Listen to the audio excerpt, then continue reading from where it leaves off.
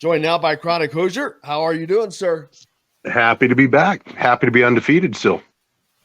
Yeah, that was a little worrisome for the Hoosier fans after that first half, a 10-0 deficit, which a little surprising. But then after we saw what happened with Wisconsin and Washington State, the team that Idaho played within a touchdown the week before, it Notre looked a little Dame. more little more understanding. But seeing Indiana come out in that second half and respond the way they did was a very positive thing because, buddy, they shut Idaho down. Yeah, we said before, I don't know that game was going to tell you a whole lot about Indiana. I think the first half certainly exposed how problematic the run game still has the potential to be for this team going forward. The weather effectively neutralized the passing game, in addition to a multitude of other factors. Quite honestly, I just don't think the Hoosiers came out very focused, ready to execute. And I do think the weather had a huge part of that. I mean, that was a wild day as far as fall Southern Indiana weather goes. It was monsoon conditions there to start. As ineffective as they were in the first half, completely flipped the script in the second half. I'm sure Tom Allen and his defensive staff's pretty upset with the points that they surrendered the whole game, but especially there at the end once they had regained control. But it was one of those games where when you look back at it, it's a W in the win column, and remained relatively unscathed from a health standpoint, which is honestly about best case scenario all the way around for what that game was. Sorry, we talked about last week how you would have liked to have beat Illinois a little bit more soundly and not created some of that drama, but we thought it was a good win for Indiana to kind of overcome and be put to the test, backs up against the wall with a couple minutes left in the game and see what they had. I think in a way that even though Indiana played god-awful in that first half, I almost feel like it again is a benefit because this team is, in my opinion, after what we saw in the first half and the way Tom Allen was talking after the game and the post game and said he got on the team at halftime, he still wasn't happy with how they played despite a 35-22 win. I feel like this team now is going to be entirely focused on Western Kentucky, and that's a team that to me is probably even scarier than Idaho. So even though, again, it was ugly, maybe this is who Indiana is. They're just going to find ways to win games ugly.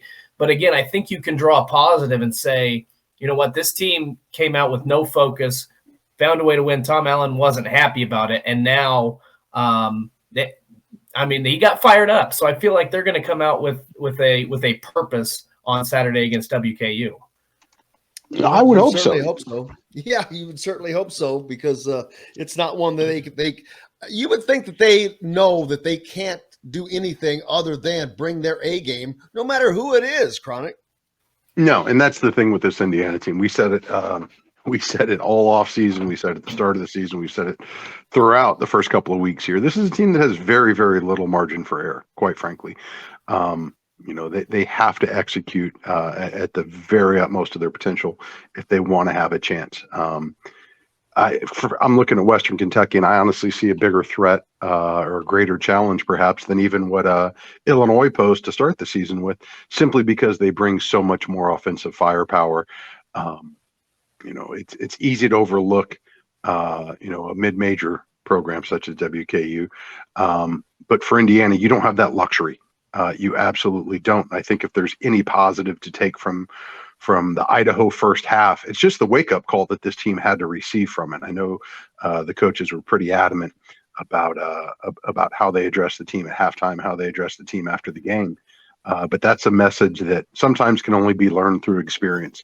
To sit in the locker room down 10-0 to effectively a Division II team here at home is just not acceptable in any way, shape, or form for a Big Ten team that's got bowl aspirations, quite honestly. And I think the response was certainly a welcome sight.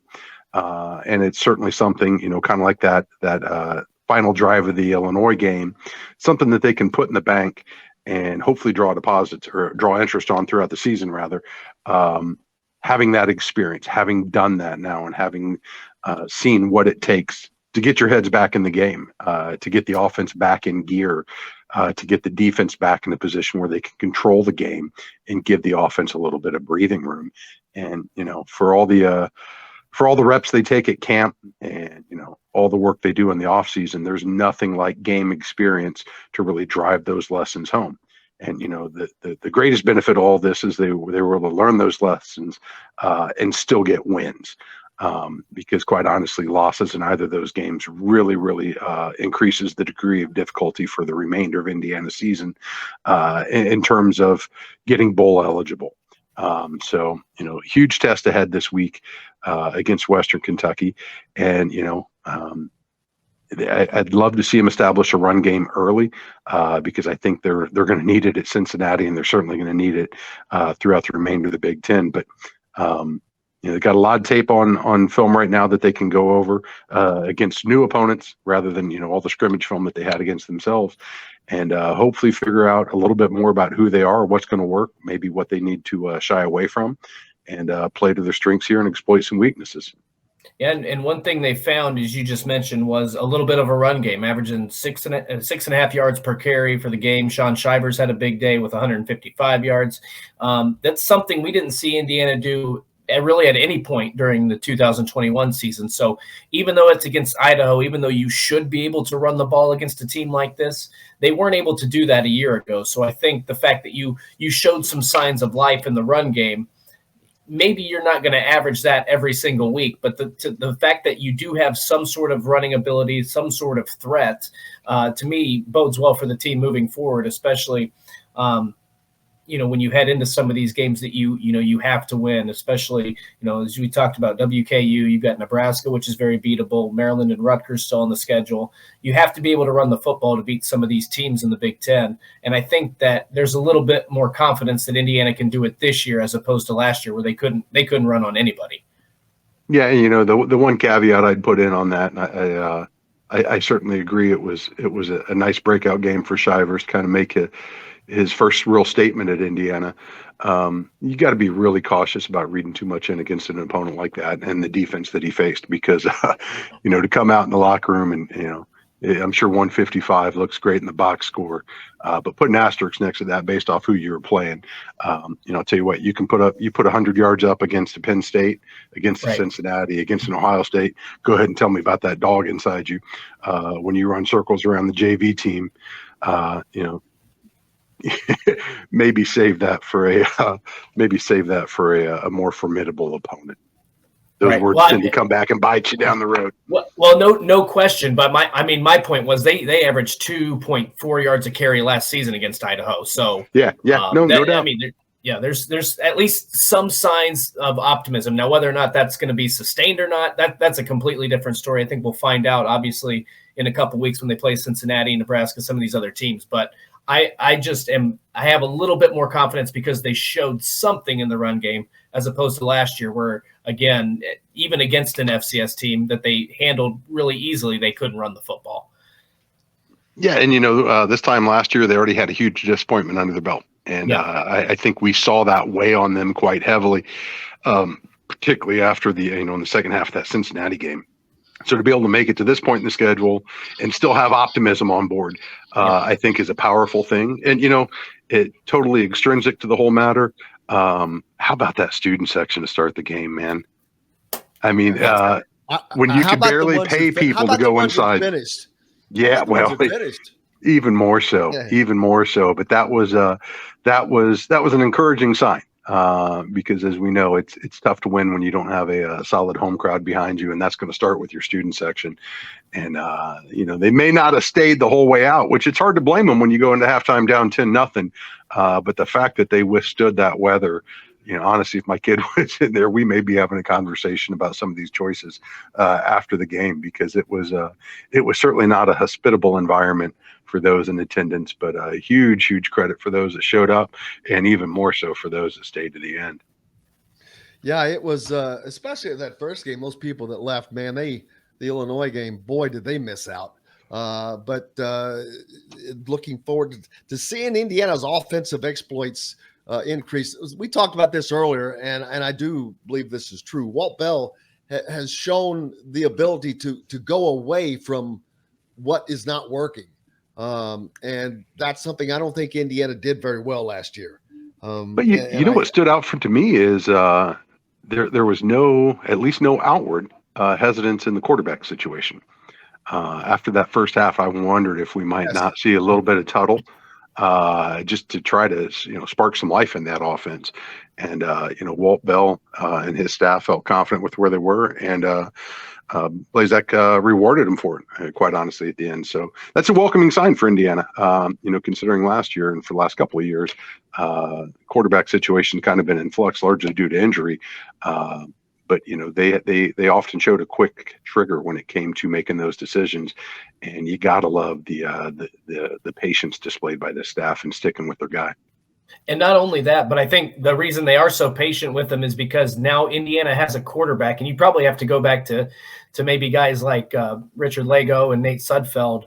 But Connor Bazelak, I think he could start a game 0 of 25, and he could get the ball on the 1 yard line and believe he's going to drive the field 99 yards and put up a game-winning touchdown. Like, I think he's just that confident, that cool, that collected. He's not a guy that he lets the game affect him that much. Like, he got crushed throughout that Illinois game, and was hit quite a bit, got pressured quite a bit in that game.